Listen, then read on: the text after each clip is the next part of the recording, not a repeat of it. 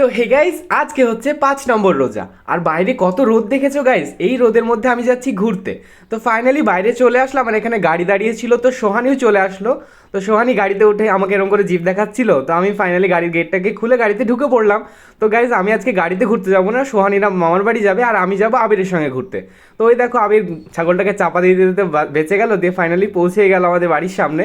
তো আমি বাড়িতে লাদ খাচ্ছিলাম, তো আবির বললো লাদ খাচ্ছিস তো ফালতু, চল ঘুরে আসি। তো প্রথমে আমরা চলে গেছিলাম একটু গ্যারাজে টায়ারে হাওয়া দেওয়ার জন্য। তো এখানে আমার সঞ্জু কাকুর সঙ্গে দেখা হয়ে গেছিলো।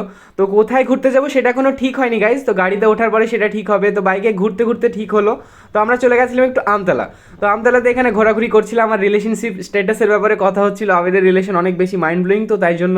তো আমরা একটা বিরিয়ানির দোকানে চলে গেছিলাম, ওখান থেকে বিরিয়ানি পার্সেল নিয়ে আবিরের ভাইয়ের এখানে একটা ওয়েট ব্রিজের আছে, তো ওখানে চলে গেছিলাম। তো ওখান থেকে আসার সময় আমরা এখানে পাটিকাবাড়ি তার একটা রেস্টুরেন্টে ঢুকেছিলাম, ওখানে পাকোড়া ভেজিটেবল চপ এগুলো নিয়ে আমি এখন ইফতারের জন্য বাড়ি যেতে থাকি। আর তোমরা এরকম ভিডিওর জন্য আমার চ্যানেলটাকে সাবস্ক্রাইব করো।